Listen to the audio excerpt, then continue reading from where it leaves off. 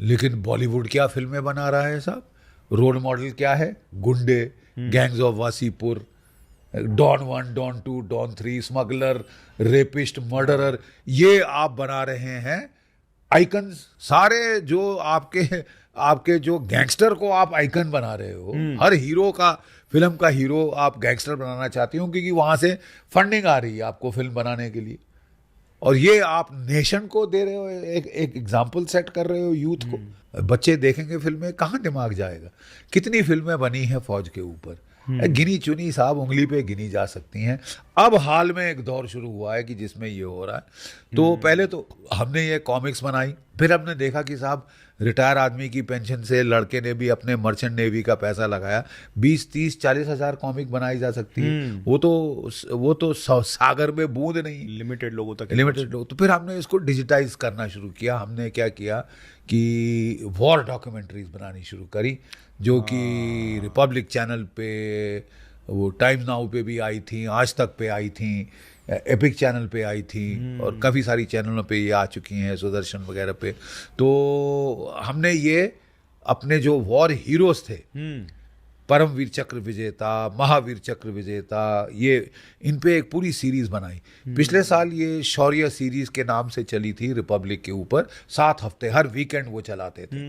और हमने अपने 7 हीरोज को फेमस बैटल्स ऑफ इंडिया, वो जो 47 से लेके 47-48 की बैटल दिखाई, 62 की बैटल दिखाई, 65 की दिखाई, फिर आपकी 71 की 2-3 जो कि आर्मी, नेवी, एयरफोर्स की दिखाई, और फिर कारगिल युद्ध दिखाया। तो अब हम जो एक, फिर वो जो हम क्या थे कि बिल्कुल शू स्ट्रिंग बजट पे बना रहे थे। तो अब मेरे बेटे ने जो है उसने वो बनाई है सेकंड लेफ्टिनेंट अरुण खेत्रपाल, परमवीर चक्र, 1971 के युद्ध में उस एक लड़के ने 5 दुश्मन के पैटर्न टैंक उड़ाए थे और फिर शहीद हुआ था। मेरा बैचमेट था। सबसे पहली बात तो ये है कि ये फिल्म्स, मतलब ये स्टोरीज के बारे में लोगों को पता ही नहीं होता है। लाइक जो रियल ब्रेवरी है वो तो छुप जाती है, बिल्कुल, और जो बिल्कुल, कैमरे के सामने वाली ब्रेवरी है वो भर भर के आ जाती है। वो आती है, और वो भी किसकी? वो डॉन की, स्मगलर की, गुंडे की, गैंग्स ऑफ वासीपुर वालों की बहादुरी आप दिखा रहे हैं। मतलब ये कोई तरीका है साहब? ये कोई ये हम रोल मॉडल सेट कर रहे हैं अपने बच्चों के लिए? यंगस्टर्स कितना ज्यादा इन्फ्लुएंस होते हैं जो टीवी पे आता है, जो सिनेमा में आता है, उससे। तो यहाँ जब देखो डॉन 1 बनी, डॉन 2 बनी, डॉन 3 बनी, डॉन कौन है? गुंडे, बदमाश, मवाली, ये आपके फोक हीरोज बना रहे हैं, और फौज की तो बात ही नहीं हो रही थी। अब जाके कुछ बने हैं, फाइटर मूवी बनी, और 2-3-4 मूवीज बनी हैं अभी, और मैंने सुना आ रही हैं। हम भी 1971 की वॉर पे एक मूवी बनाने के उसके साथ we are in talks with some people. तो ये सब चल रहा है ताकि वीर गाथाएं सामने आए, द ट्रेडिशन हीरोज सामने आए, और एक्चुअल हीरोज जो हैं वो एंथ्यूज करें हमारे यूथ को।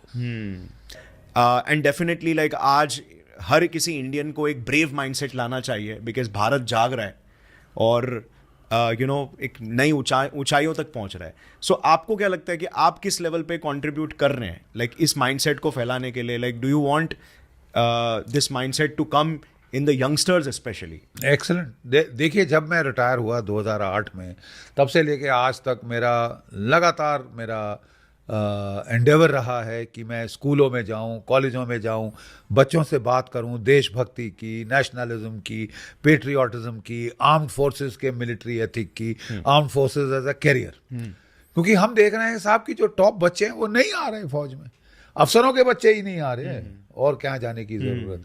अफसरों के बच्चे फौज में नहीं आना चाहते बिकॉज दे फाइंड कि कंपेयर टू घर बैठे बैठे IT में मैं रहूं, कितना पैसा कमाऊंगा, सेफ रहूंगा, सियाचिन चढ़ने की जरूरत नहीं, ये वो ये। तो ये एक खतरा पैदा हो रहा है कि अगर हाई क्वालिटी मैन पावर आपकी जो है वो आर्म्ड फोर्सेस की तरफ नहीं आएगी तो फिर हमारा देश का लड़ाई में नुकसान हो सकता है।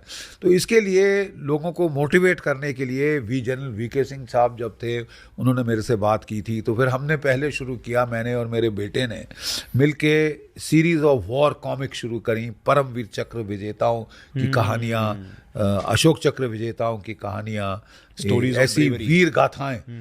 क्योंकि देखिए, पहले जो कल्चर ऑफ ब्रेवरी कैसे उसको उसको उसको नर्चर किया जाता था। कैसे प्रचारित किया गांव गांव में एक तारा लेके वो कवित होते थे, बार होते थे, वो बार गाते थे, गजबर छाती पृथ्वीराज की आंखों भय मशाल, यू नो।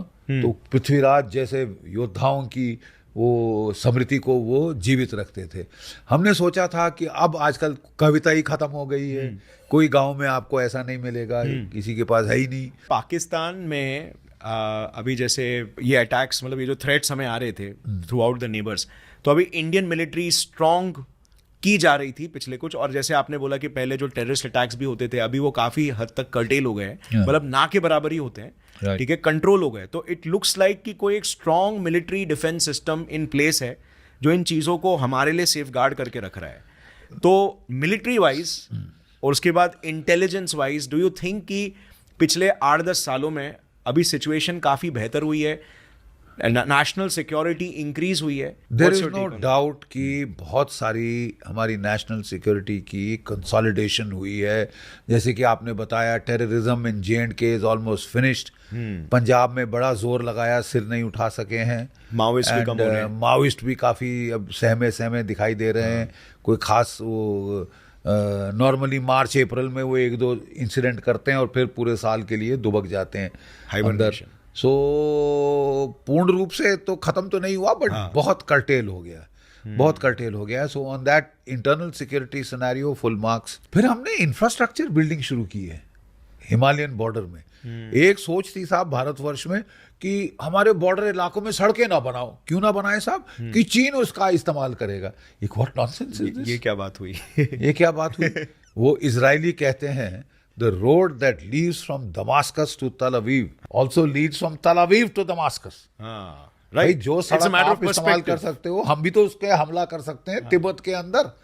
और भारत की सेनाओं में अब क्षमता है वो, जो पहले नहीं थी, जो पहले बनाने नहीं दी गई कि चीन को मत छेड़ो साहब, चीन को मत छेड़ो। अरे तुम्हारे बगैर लड़े तुम्हारी पतलून अगर ऐसी गीली हो जाएगी तो फिर तो हर कोई क्या डोमिनेट बचाओगे करेगा। दोष? हर कोई डोमिनेट करेगा, सिर पे चढ़ के बैठेगा। अब भारत की सरकार ने आंखें दिखानी शुरू की हैं, और आंखें तो पहले भी दिखाई जा रही थी, लेकिन बगैर कोई तैयारी किए, राइट, बगैर फौज को एक्सपैंड किए, आर्म किए, नए हथियार खरीदे, इंफ्रास्ट्रक्चर बनाए। आप वहां समझो कि चीन से पंगा लोगे तो फिर आप जा रहे हो पगडंडी पे, और उसके ट्रक आ रहे हैं पाकिस्तान के बॉर्डर वर्जन तक, 2 बन रहे हैं, यू नो, उसके ट्रक बॉर्डर तक आ रहे हैं, क्लास 50 रोड, क्लास 70 रोड। तो अब हमने इंफ्रास्ट्रक्चर बनाना शुरू किया है। चीन के भी ठंडे पसीने आ गए हैं। हमने बहुत अच्छी चीज जो करी है वो है self sufficiency, autarky in weapon systems, you know, self reliance in weapon system. क्या था कि बड़े सालों से, दशकों से हमारे देश में बोला जा रहा था हम तो साहब आत्मनिर्भर हैं। कैसे आत्मनिर्भर हैं? हम semi knockdown kits, completely knockdown kits रूस से लेते हैं, अपने देश में मैकेनोसेट जैसे बच्चे जोड़ते हैं, हम वैसे जोड़ देते हैं। हम तो साहब सेल्फ सफिशिएंट है।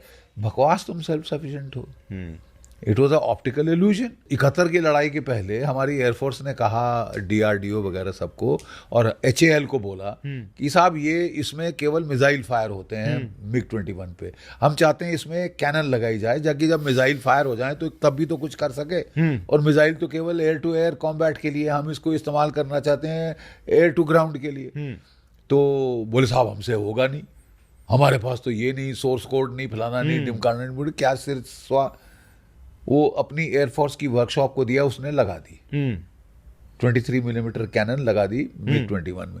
तो कहने का ये है कि self reliance mean you design your own weapons, you make your own source code, you have your own technology, you do everything from scratch yourself, तब जाके सेल्फ रिलायंस आती है।